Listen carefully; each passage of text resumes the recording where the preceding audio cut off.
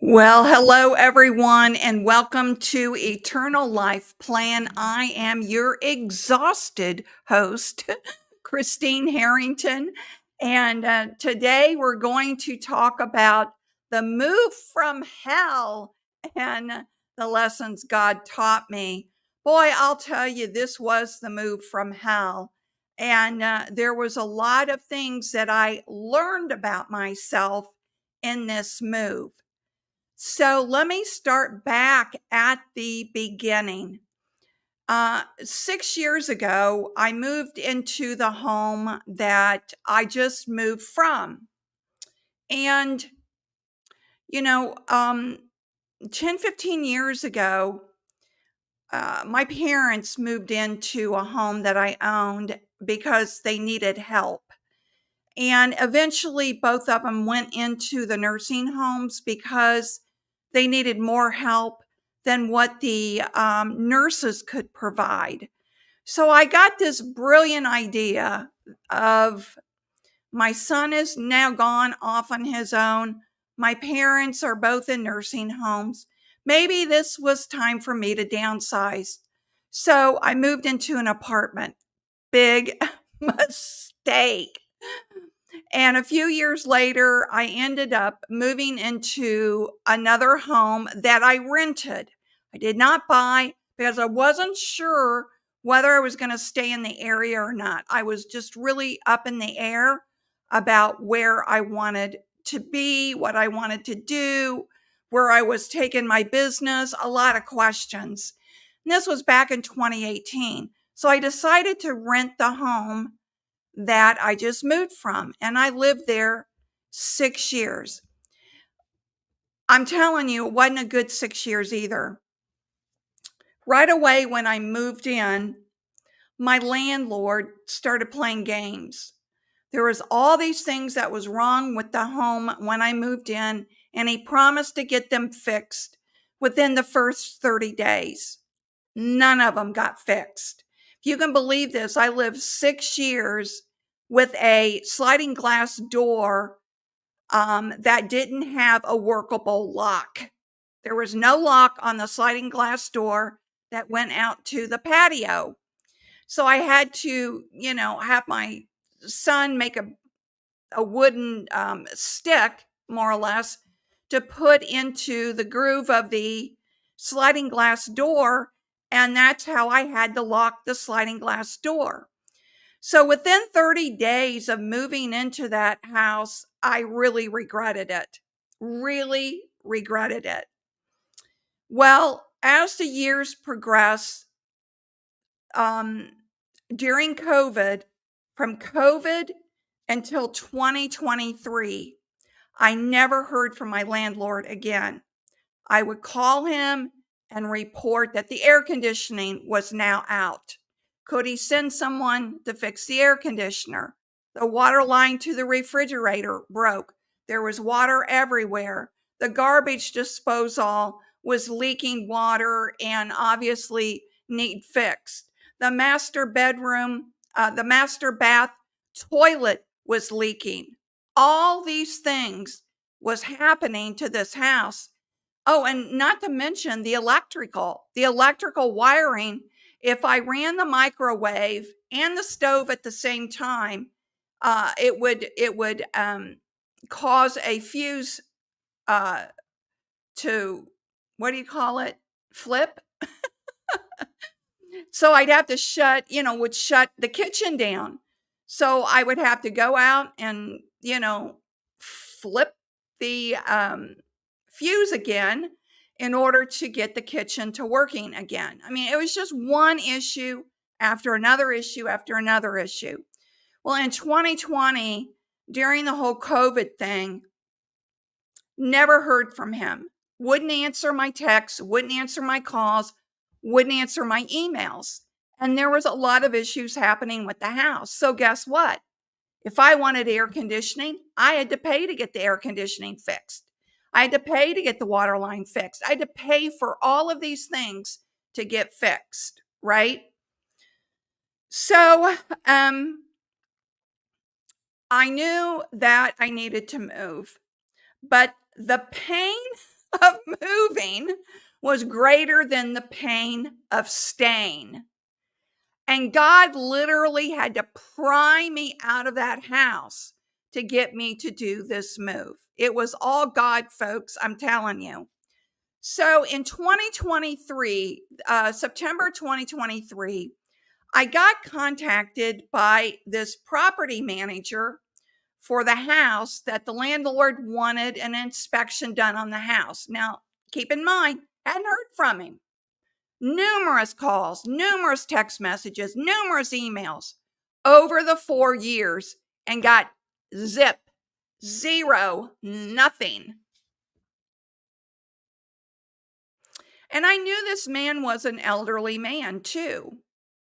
So I even looked up obituaries to see, did he die? And nobody told me what's going on. So I got contacted by this property manager who wanted to come out and inspect the house. So I arranged that. When she came out, I asked her, I said, what is going on? Is he in the hospital? Is he ill? What? And she goes, I don't know.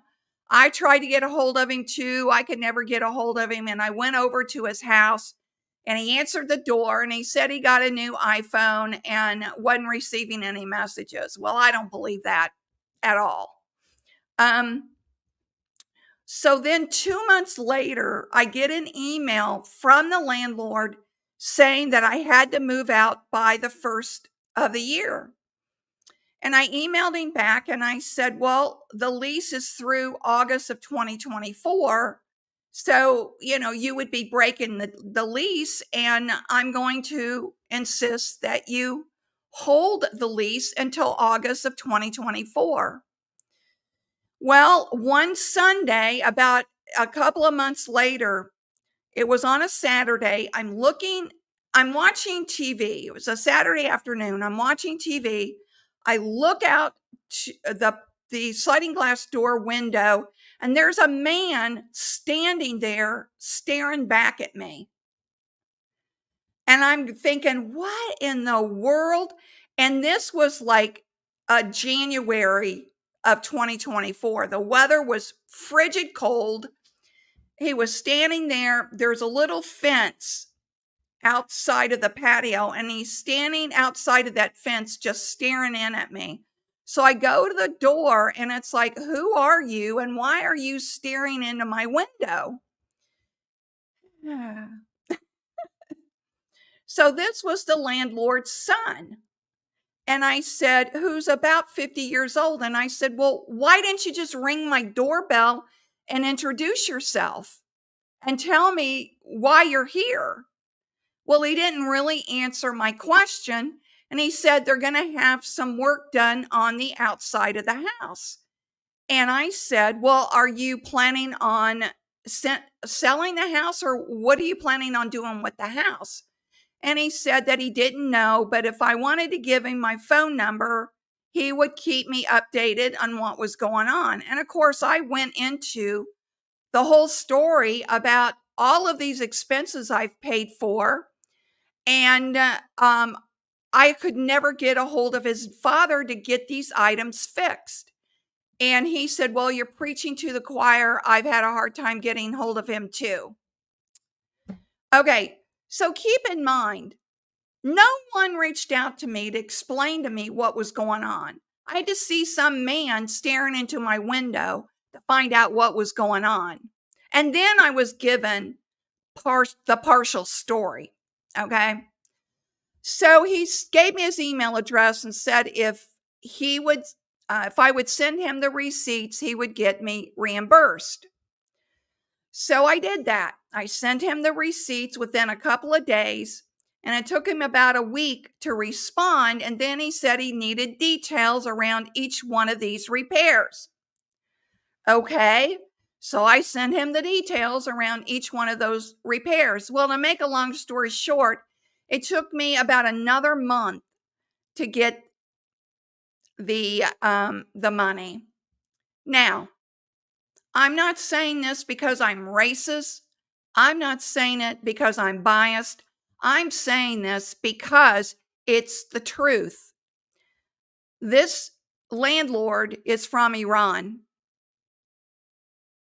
and they do business very differently than they do in the United States. They don't think that they abide by landlord laws and tenant laws here in the United States. So his wife is American and his son's wife is American. And when I talked to an attorney about this, he told me, he said, well, the fact that he's from the Middle East, they just do business very differently. Be prepared to be lied to because they will lie as well. That's how they do business. So that's what I was dealing with, everyone. And it was stressful to say the least. So I'm thinking about the order of the events. So I sent the receipts. It took about a month for me to get paid. And then the son offered for me to buy the house if I wanted to buy the house. There was no way on this God's green earth I was going to buy that house because I knew everything that was wrong with it. And I knew that they would never fix it. Fix the home to buy it at an appropriate market value price. So I was never going to buy that home. So he did say, and I said, would you be willing to rent to me towards the end of the year? Because I don't know if I've ever shared this with you all, but I have mitral valve prolapse in two of my heart valves. One of my heart valves was repaired back in 2019, and the second one, my cardiologist and the surgeon wanted me to repair. So I told him about this, and this was in May. So in the July 3rd, right before the 4th of July, he emailed me and said, no, that I would have to be moved out by August 31st. And he felt like they've already given a 30-day notice, so I need to be moved out by August 31st, which means when I talked to the cardiologist about this, well, we can't do anything until after you've moved, and we don't know that it's even a good idea for you to move, to have that strenuous exercise moving. So I started praying like crazy about all of this, but God wanted me to move. He absolutely wanted me to move. So I started looking for places to live, either renting or buying. And the market is so bad in my area. I don't know about you all, but here in my area in Indianapolis, a house will go up for sale at 9 a.m. It'll be sold by 10 a.m. Sight unseen. People aren't even coming and seeing the homes. They're looking at the pictures and making an offer. They're not even looking at the home, physically looking at the home. And I kept running into roadblocks. It was frightening to me. And I'm thinking, oh my gosh, God, what are you doing to me? What are you doing to me? I can't find a place to live. I can't find a place I can afford, and I can't find a place to live.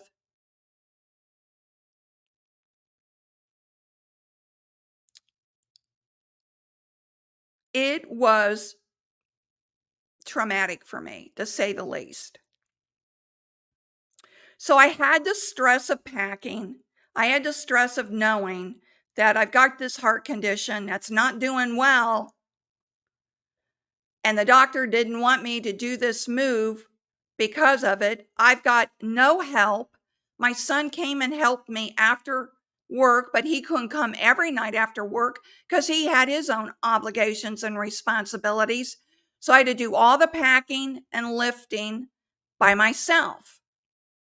So the week before the move, I still had no place to live, no place to live at all. And that's one property that is 2 streets away from where my son lives in Carmel, Indiana. He had told me about this property maybe a week earlier, but when I called on it, the man wasn't moving out till the middle of September. So that wasn't going to help me at all. I mean, the expense of putting my property in storage and living in a hotel for 2 weeks until I could then move again, have the property delivered and move again, it was just going to be too much money. I couldn't afford it. So the Monday before the move, okay. So the move was scheduled for the 30th. The Monday before the move, I get a call, or I should say, I called the property manager for this property that I was really interested in. And I told her, I said, I've looked at every which way I can to try to move the middle of September, but I just can't do it. I just can't do it.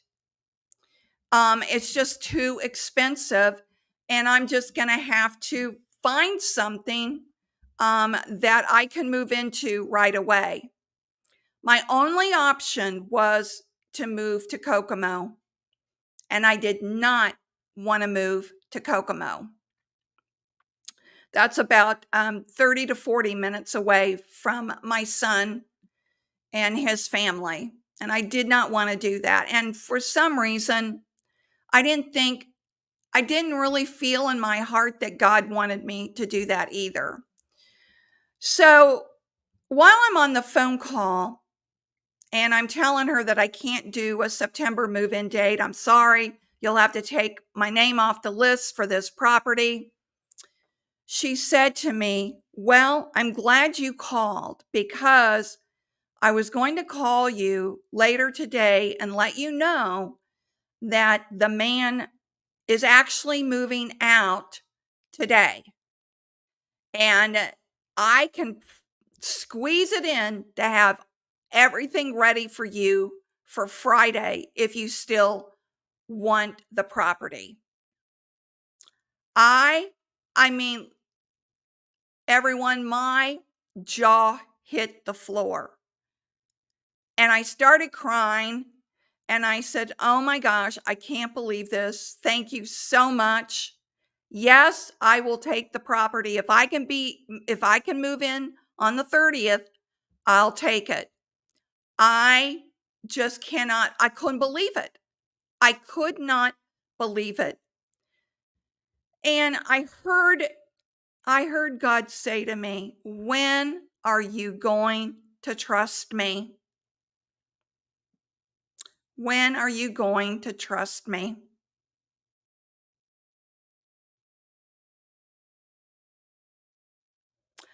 I know from my past that God always comes through in the 11th hour. I know that. For some reason, this time it was super, super stressful, scary, and I was full of anxiety. I could not sleep. I couldn't eat. I was really, ladies and gentlemen, I have doom and gloom written all over me. Doom and gloom letting I was having thoughts of, I'm going to have to live out of my car. I don't know what I'm going to do. Where am I going to go? I can't find any property to rent or buy. Total doom and gloom. And God said to me, "When are you going to trust in me?" Oh my gosh, everyone. I'm going to tell you that I was on my knees thanking God that that door opened and that man was able to move out early. Early. It was such a blessing. And that evening, I just started thinking back about how this all happened. And I realized God had been trying to get me to move out of that house for a long while because I wasn't being treated fairly by the landlord. And oh, I've got a lot of stories about that situation. And, even during COVID, I'll just tell you this story about COVID. During COVID, I lost all my business. I had 12 workshops planned to do for the entire year, one a month for an entire year. And all of them started canceling one by one because of the whole COVID lockdown situation, right?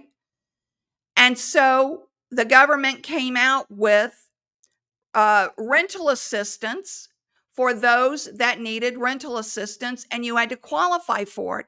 Well, because I lost all my business because of COVID, I qualified for rental assistance. But guess what? It required the landlord to participate by giving them information. And my landlord wouldn't do it, wouldn't do it, wouldn't give any information. And so after many, many, many phone conversations to the federal agents or the state agency that was giving out the rental assistant program and managing it, I talked to, I bet, at least 8 or 9 different people. They finally agreed to give it to me straight to me because the way the rental program worked is the rent would be paid to the landlord. But they tried to get a hold of my landlord by phone, by email, and he simply would not respond. And he said to me in a text that if I couldn't afford to pay my rent, then I needed to move out. Yeah, during COVID, that's what he said to me. And I sent the text to the state agency that was handling it.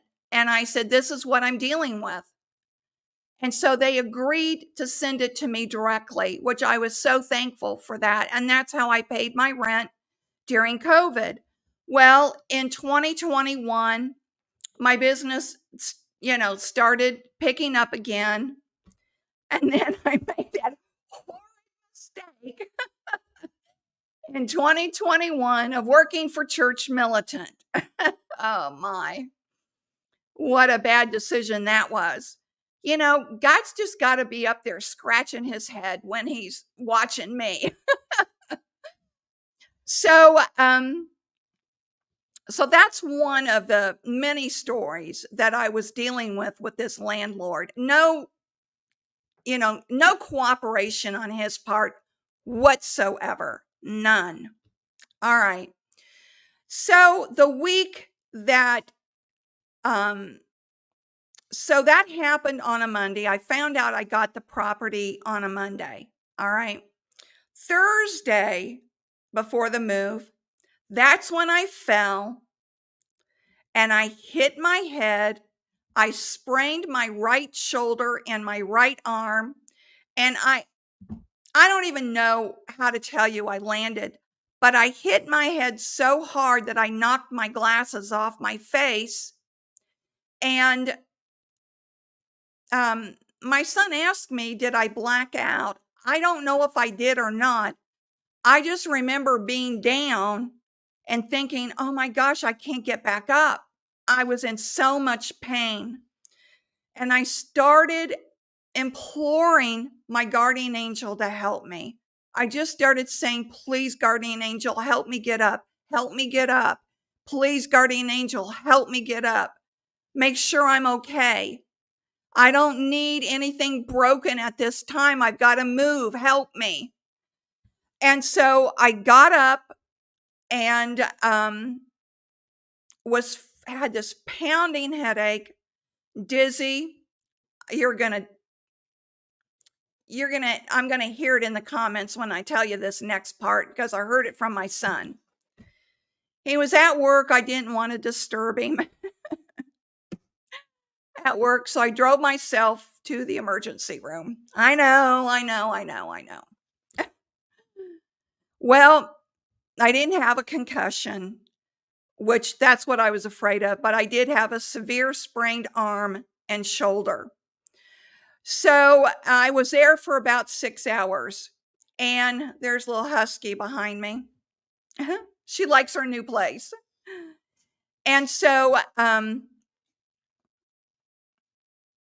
I get home, and all I could do was go to bed. So I still had packing to do. So over the next couple of days, I was in such pain trying to continue to pack. God bless Christine Chrislebe because she came down.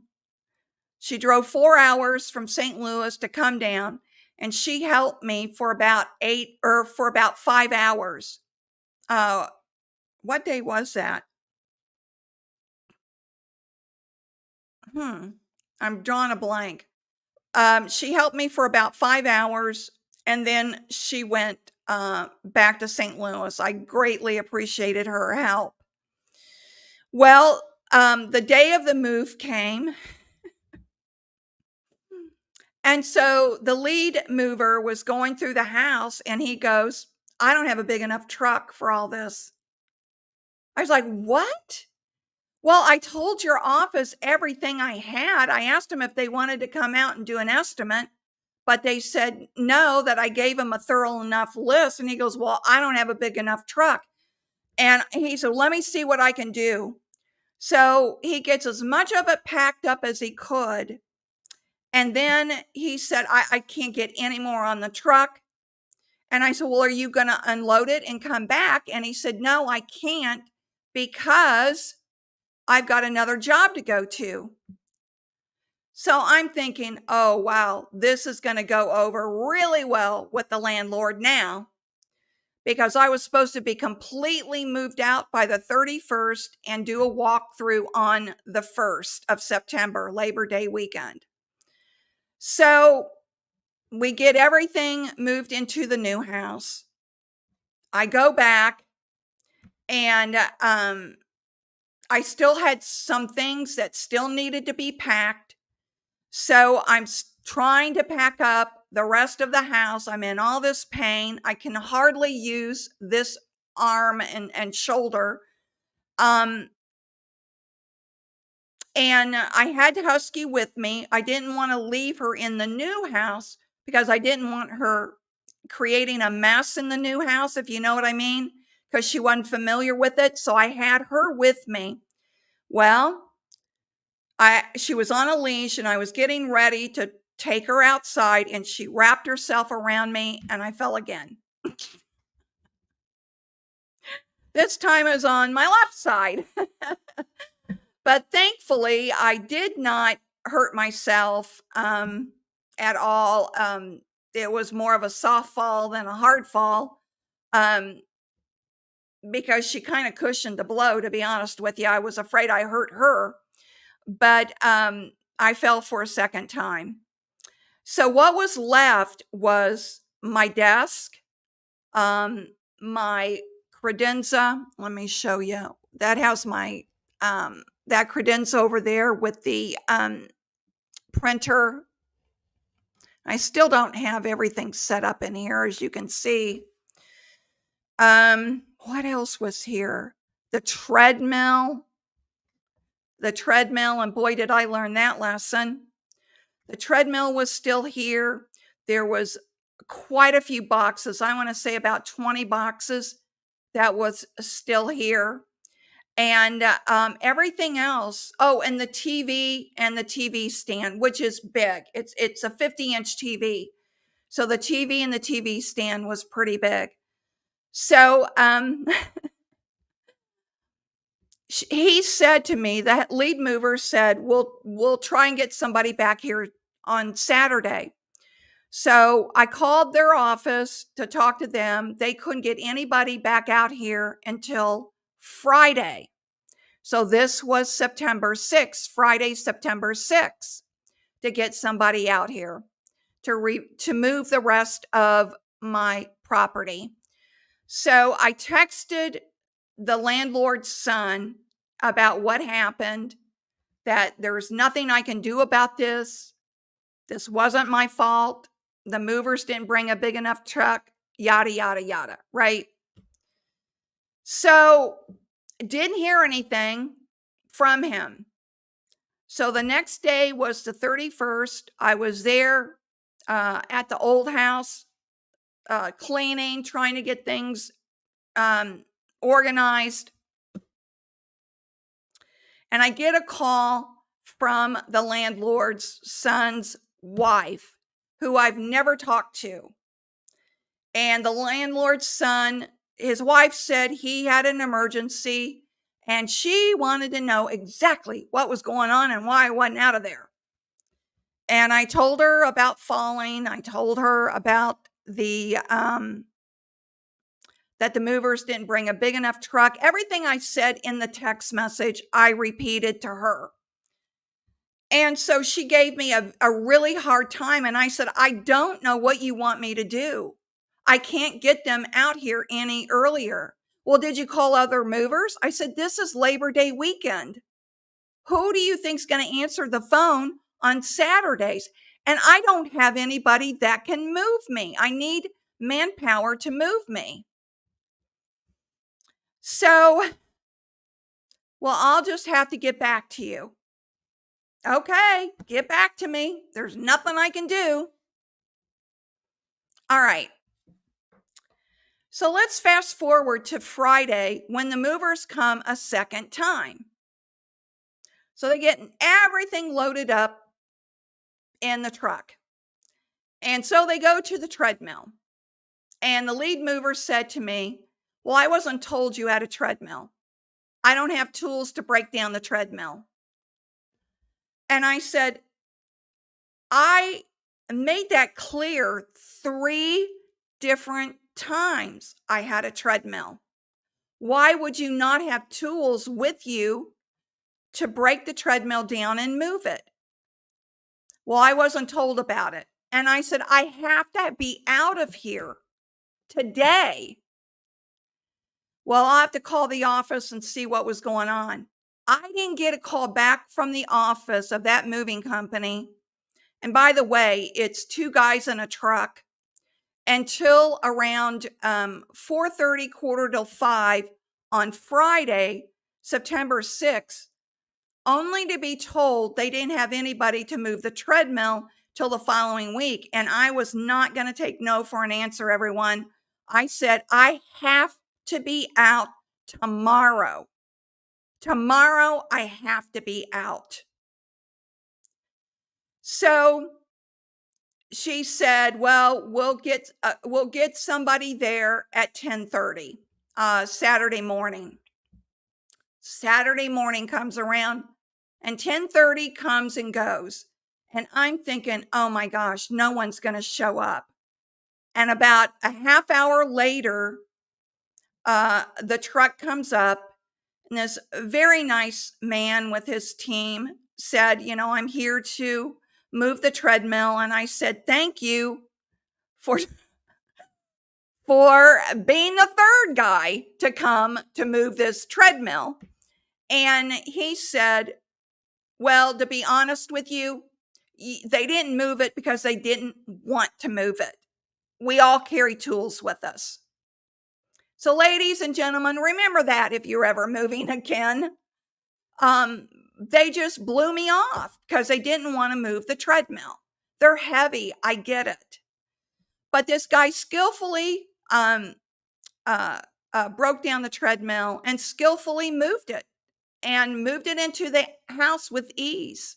So now it's 1 o'clock on Saturday, September 7th. I'm supposed to do a walkthrough with the landlord's son at 4 o'clock.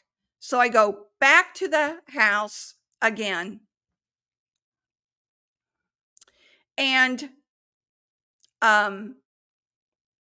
he texted me and said, "Will you be there at 4?" Now, everyone, this is another guardian angel moment or God moment. It was a spiritual moment. I said, "Yes, I'll be there." I said, "I'm here now, finishing cleaning. I will be here." For I would have never thought to ask this question, but I got this subtle urge to ask, "Who will be with you?" So I texted him back that message, "Who will be with you?"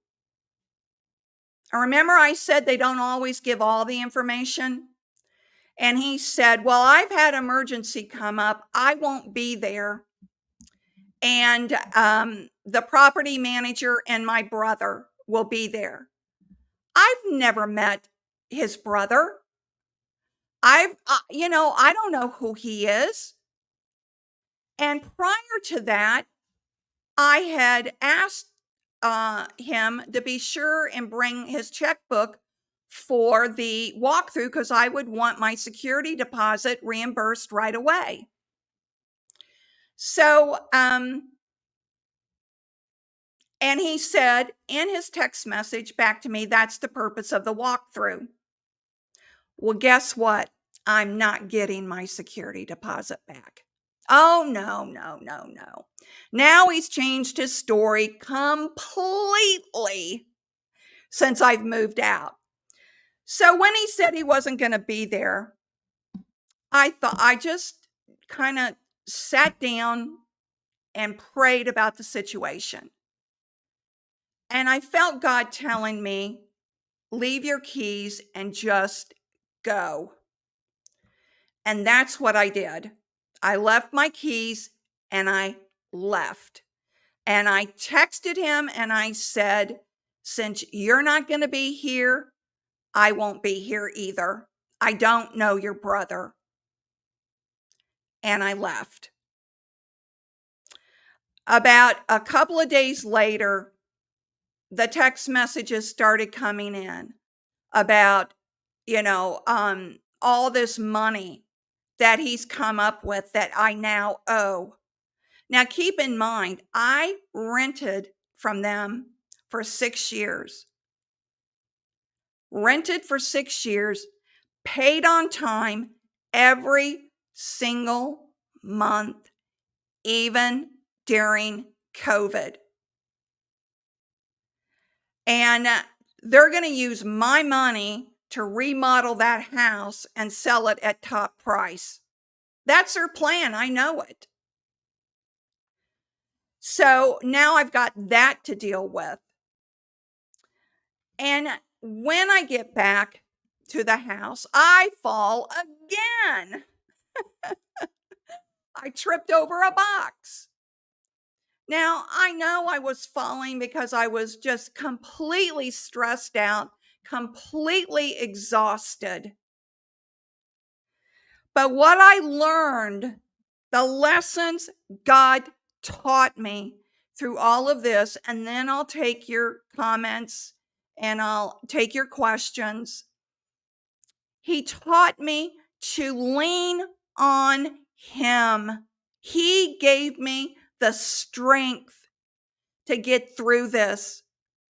This is the hardest thing I have ever done in my life. The hardest thing. It was emotionally stressful, physically stressful, and spiritually stressful. I felt the spiritual warfare going on. I felt, when you start to feel desperate, that's not from God, that's from the devil. And I knew that, and I couldn't stop it. And I started saying the St. Michael chaplet is what I started doing, is saying the St. Michael chaplet. But a godsend also happened. Did you guys receive this book, 33 Days to Eucharistic Glory? This book is by Matthew Kelly. And I got this a week before the move. It came in the mail. I did get up to day 6 before I stopped, and, because I just got so overwhelmed with everything. But he sent this out. This is not, you can't buy it. It's not for resale, but I'm on his email list, and every once in a while, he sends out these promo books, and they're really, really good. To me, he is the Catholic version of Max Lucado. He's always a positive message, always an uplifting message, a spiritual message. And I just really, really love this book and plan to get back to it as well. But I started praying the St. Michael Chaplet, and it helped calm my anxiety quite a bit. But as you can imagine, it was tough, everyone. It really was. When you don't, I mean, one of the basic needs is security and a place to live, right? And even though I've never had a problem finding a place to live, I never been in this kind of crazy environment, or I should say crazy economy and crazy world, where the house I lived in 6 years ago would have sold for 185,000. That's now selling for 305,000. Some of them 280 on my cul-de-sac. I mean, it's just nuts. They're not worth 280, let alone 305. They're just little small houses. A lot of retired people live in them. Well, I love this new place I am in. I mean, I wake up every morning thanking God for putting me here because I love it so much. When I moved into my former residence, it was not cleaned well. I could go into a whole video just on how gross it was when I moved in. This place that I moved into, oh my gosh, it's like brand new. It sparkles. It is, I mean, I just so clean, so clean. And when you move into a place where you feel respected and the property owners respect you enough to give you the very best they can give you in a home, oh my gosh, it just it I had forgotten what that felt like because the old place was so oppressing. I mean that, oppressing. And there was I had lots of times where I was very depressed living there. Very depressed, and I could not, my son can tell you, I couldn't figure out what was going on with me. But I just thank the dear Lord in heaven for this place because this property owner respects me enough to let me move into a beautifully um, piece of property that is obviously been very well taken care of and not fallen apart around me. All right, everyone. It's about all I can think of for now. I do feel better. I mean, the my shoulder is starting to heal. There was no way I was going to heal until I got out of that property. I know that. And being here has been healing for me, has been healing for my soul, has been healing for my spirit, for my body, for my physical body. And I'm just so grateful that I'm here, you know, so grateful.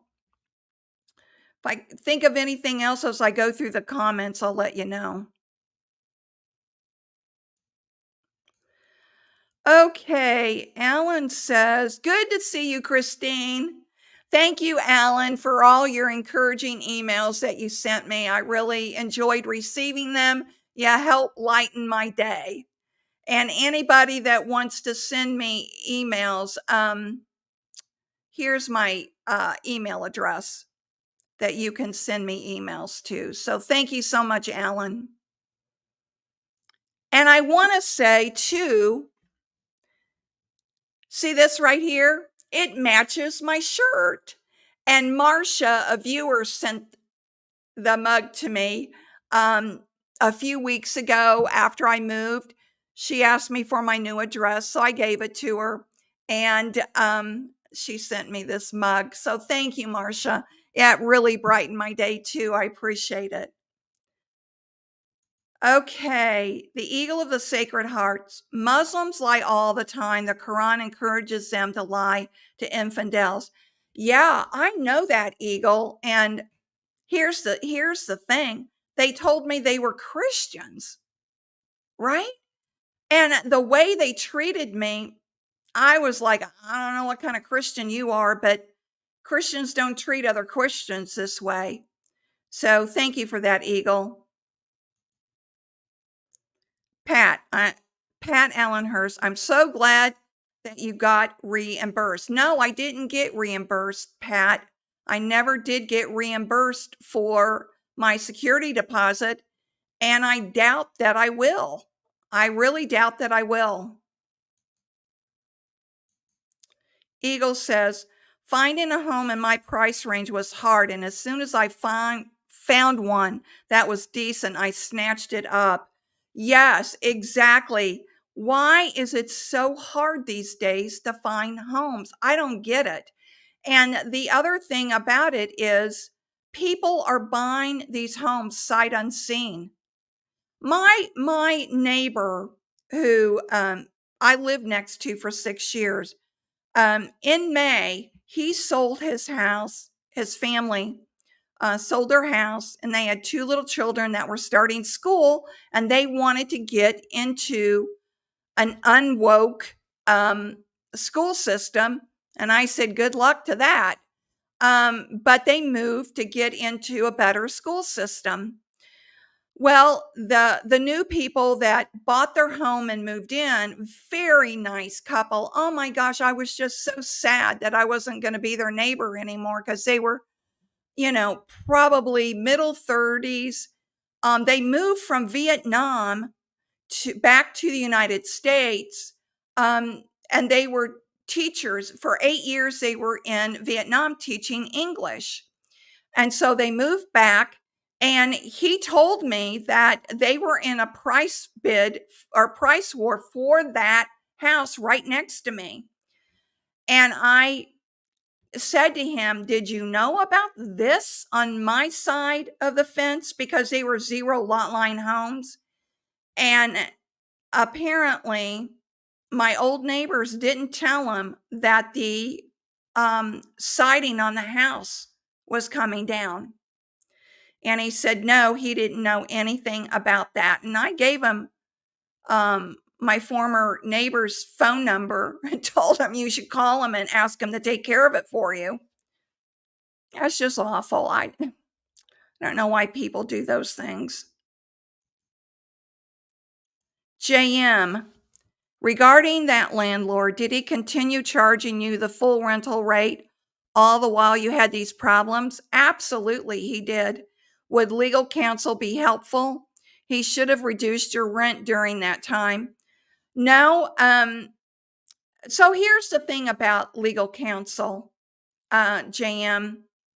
I considered it, but it's so expensive. I spent close to $6,000 on this move between the moving, um, uh, this, so I had to pay rent at the old place, first month's rent, security deposit at the new place, plus the moving expenses. It was almost $6,000 when all was said and done. So, I agree, legal counsel would be very helpful. At this time, I can't afford it, and that's the truth. And I don't know. I mean, in Indiana, everything is uh, favorable to the landlord, not the tenants, unfortunately. But yeah, I did pay full rent. That's one of the things that I looked into.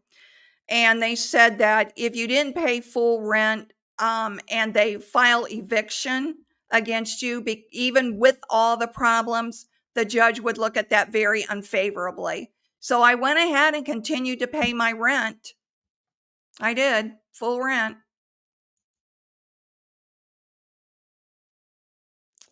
Okay, Pat says, wow, I'm surprised people are buying homes right now. Oh, it's crazy. It is absolutely crazy. Eagle, well, the landlord sounds like a typical sand demon. Pretty much. What an ordeal you've been through, Karen says. Thankfully, you're done with the awful landlord. I agree, Karen. It was really, really hard. File this under reasons and sand demon. File this under reasons sand demons should be allowed home property in civilized nations. You're right. You're right. Pat says, trust your gut instincts, especially as a single person. Exactly. Oh, let me tell you this other story. That reminded me of another story. So, this was property I looked at um, about the second week in August, and I was approved for the property. Okay. And this was a Asian person that was the property owner.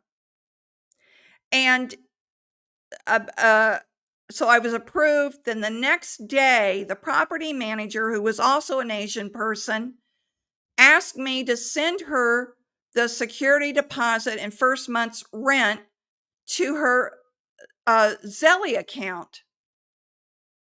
And I said, well, I don't have that kind of an account. My bank is not, my bank doesn't support Zelle. And I said, can I not just give you a cashier's check? And because I didn't do that, the next day she said that the property owner has taken it off the list, and it's not available for renting anymore. So I don't know if I was being scammed on that or not. Another person said to look at Facebook Marketplace that there was houses for rent for there.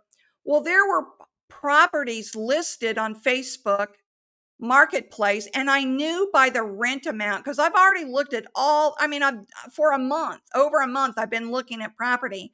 I knew the amounts they were asking were so low that they weren't legit.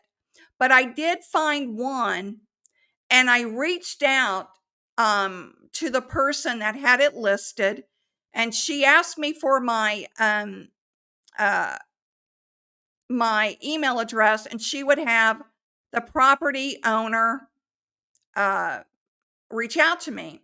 So the property owner reached out to me, and right away, before she even talked to me, or before I was even before she would even show me the property, she wanted to do a credit check, $150 credit check, and background check, and I was to send her the money, the $150.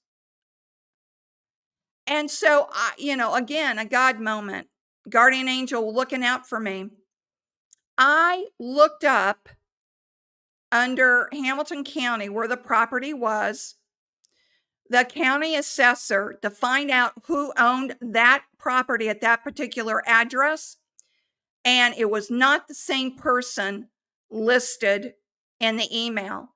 And so I emailed her and I said, you're not the property owner, are you? and I never heard back. I mean, the scams out there are unbelievable. Okay, Anna Marie, hi sister, says, "I'm so sorry all this happened to you. If I was closer, I would have come to help you. Thank you. I know what it is like to make stressful moves. I've made several of them and lost memorable valuables." Yes, one thing I couldn't find was my microphone. And I had started training again last week. The whole internet thing was another issue, getting that straightened around. But I couldn't find my mic, and in the trainings, they said they were having a hard time hearing me because these ceilings are even higher vaulted than at the old house. And so, God bless my son who came over, and this is such a funny story. Sorry. Um, and he's like, "Ma, did you mark the box?" And I said, "No, I didn't. There was a few boxes I didn't mark. I couldn't find the marker. And the movers were there, and I was trying to get everything organized, and I didn't mark it." He said, "Does it say office like your other office boxes?" And I said, "No, it doesn't say office. It will either say Mike or it'll be blank." So he goes through. I mean, I'm serious when I say this. I think I have close to 100 boxes. Couldn't find anything. And he's like, "Ma, think. What could you have marked it as?" I said, "Well, I didn't have a marker." And I said, "I don't know. Maybe I used one of my old boxes from another move, and maybe it's master bedroom." So about 20 minutes later, he walks in, he puts the box down. He goes, "Here's your microphone." In the box marked bathroom. So thank my son for finding my bike so I can reach out and talk to you again. Oh my gosh. Aw. Auntie sister, $10. Thank you. God bless you too. I appreciate that. Thank you. Pat says, "Yes, I believe it. I get calls every day from real estate agents wanting to buy my house. No way I'm selling." Tell them you'll sell for $5 million, Pat. Karen, congratulations on your new home. You suffered through a lot to get there. From the pictures on your channel, it looks like a house that's filled with a lot of natural light. It really is. And I will do a video and show you once it's all put back in place. I'll show you what it looks like off the master bedroom. And I love this about it. There's, as I said earlier, there's this private fence around this patio, and my office window looks out the private window, but my master bedroom has a sliding glass door that goes out to the private patio. And I sit out there in the mornings, and that's where I drink my coffee, and read my Bible readings and my prayers and things like that. So I really do enjoy that part about the house. Mary says, "Hawthorn tea is helpful." Oh, I did not know that. Hawthorn tea is very helpful for your heart. I put a pinch in my green tea for many years. Wow, I did not know that. So is hawthorn a bush or what is that, Mary? What is hawthorn? Is that an herb? Okay, Auntie's sister asked, "Did your cats cope with the move well?" Some cats have a really hard time with moves. My cats did not um did not move well at all. I knew this was going to be really really hard for them. Sugar Kitty was in the kitchen cabinets, the lower kitchen cabinets for really until over the weekend. She finally came out over the weekend. She would come out and eat in the morning, but the minute she would eat, she'd go right back into that kitchen cabinet again. She had a really, really hard time.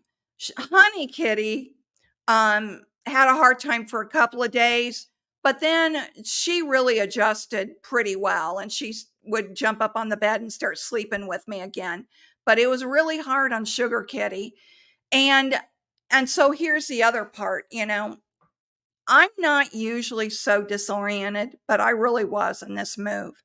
I was unorganized. I thought I was organized, but I was not. And I had put the cat carriers, I should have put them in my car, but I didn't. I put them in my master bedroom closet so that the movers wouldn't grab them. And during the move, I had them in one of the bathrooms with a litter box and food and water until the first move was over. And while the movers were on the way to the new house, excuse me, I couldn't find their cat carriers anywhere. I had forgotten I put them in the closet. So I had to pick them up one by one and put them in the car, which is never a good thing with cats that aren't used to riding in a car. Sugar Kitty wedged herself up underneath the brake pedal and the gas pedal. I could not get her out to save my life. And so I said, all right, Sugar Kitty, honey, I don't want to hurt you, but I'm going to have to get over there. So I drove with her wedged underneath that brake and gas pedal. Thank God it didn't hurt her. And once I got at the new house, I'm crawling on, my hands and knees. Here I've got this bad shoulder and bad right leg and right arm, and trying to get her out. But I finally got her out. And I don't know if you can see this. See that right there? Right there. Oops. It just drives me crazy because this is a mirror image. Right there, it's where she grabbed onto me with her claws and held on for dear life. Trying to get her off of me was something else too. So thank you, Auntie Sister. No, she did not do well at all. Do you own your own house now? I do not. I rent because I could not find a house in my price range to buy because they would be listed at 9, sold by 10. I mean, it was insane. Anna Marie's sister says, a friend was scammed after making first and last month's rent. The property owner did not own the house. He stole pictures off of a real estate webpage. Oh my gosh. I have heard those horror stories. I have. And one of the reasons why I trusted I failed to say this. I trusted this one where I'm at is because it's the same property owner that's renting to my son and his family. So, and it was an easy thing for the property manager to rent to me because, she just gushed over my son and his family. Oh my gosh, they pay on time every single month. And they've been there for about, let's see, little Everett will be 2 in March. So they'll be there. Well, they've been there 2 years now. So, it's the same property manager, but my house is a lot bigger than theirs. Theirs is a smaller home. And when they came over to see it, my son was like, all right, I want this one too.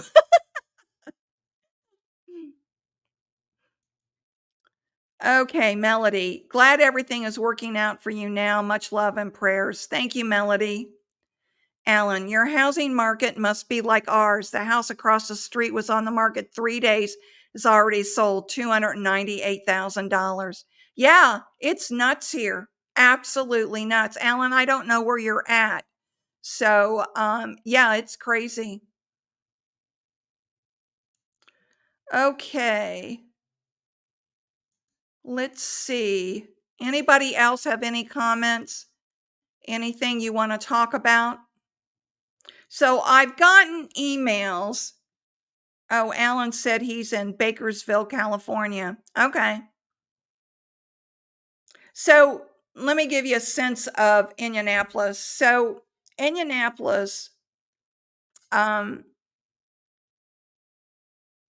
Chip says, so glad you survived all that. God bless you. Yeah, thank you. Me too. Thanks be to God. It was God's help and my guardian angel. Um, so I live on the north side of Indianapolis. And now I've moved to Carmel, which is about a 15-minute drive from where I'm at right now. And Carmel is a suburb just north of Indianapolis, but it's not a part of Indianapolis.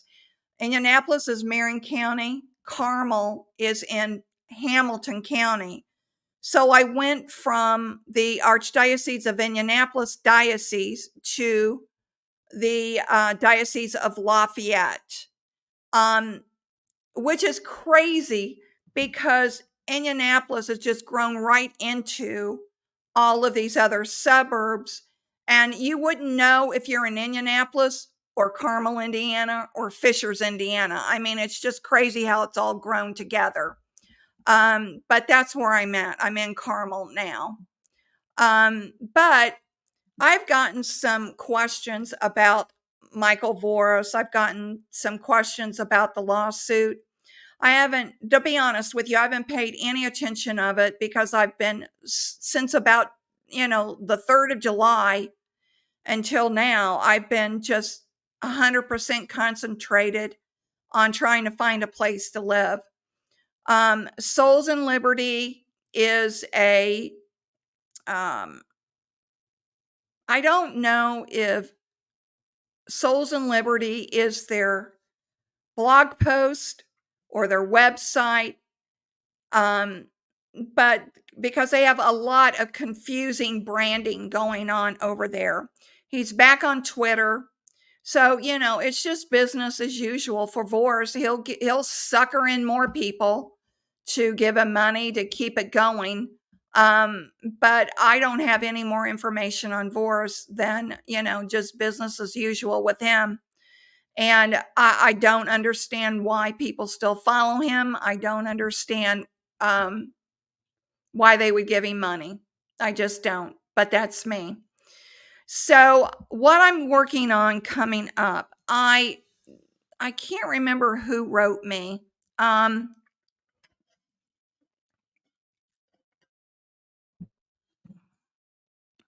Someone wrote me.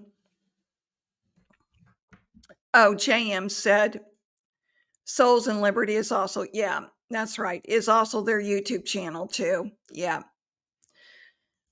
And asked me if it might have been you, JM. Did you email me and ask me about the Republican Party's position on pro-life? I am going to be doing a video about that. It'll either be Friday or Saturday. I'm not sure which day it will be, but I will be posting more videos now that I'm all situated and I have found my microphone. I'll be doing at least 2 videos a week and bringing you updated information. Okay, JM said it was not her that emailed me. It was somebody that emailed me. But I want to address a couple of things. I want to address how the Republican Party has now distanced themselves from the pro-life movement, what Trump has said, what Vance has said, JD Vance has said. I want to talk about, not that I have any new information to give you about the second assassination attempt on President Trump, former President Trump. You all know how I feel about Trump, but I sure in the heck don't want anything to happen to anyone. This is just awful what's happening in our country. And I'm going to be talking about some of those issues too.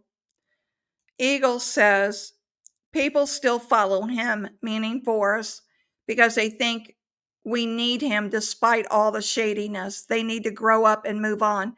That's a good point, Eagle. That is a good point, that they think that they need him.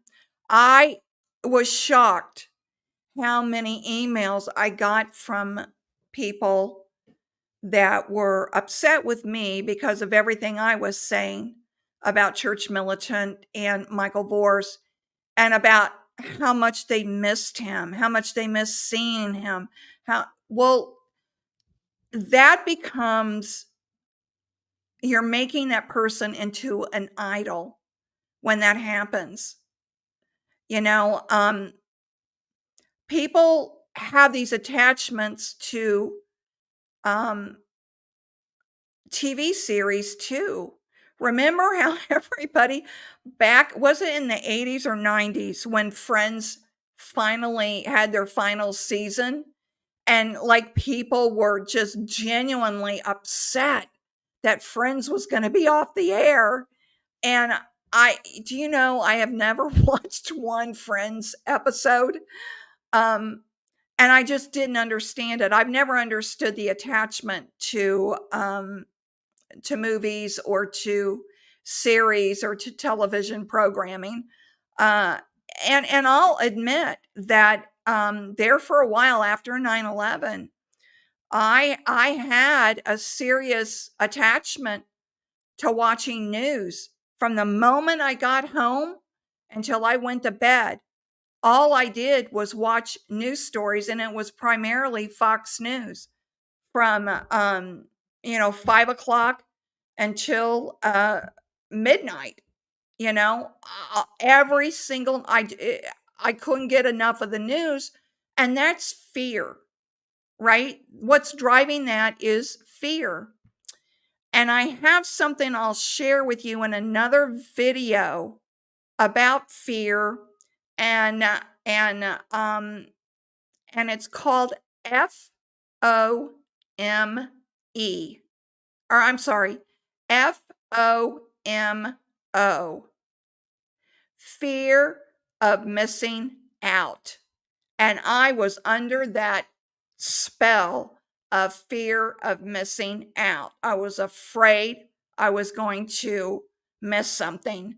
Now, I will say this: during this whole 60 days of hell I went through, I was off of social media pretty much. I mean, every once in a while I would get on Twitter, but I did not pay any attention to social media. And guess what? I didn't miss a thing. I didn't miss a thing. So I'm going to wrap it up. I appreciate you all watching. I appreciate you being here with me tonight and hearing my saga, the lessons that God taught me from this move from hell, and how God just gave me that subtle message that I need to trust in him. So remember that, everyone. Jesus, I trust in you. God bless you. And let me end with this. As you know how I end.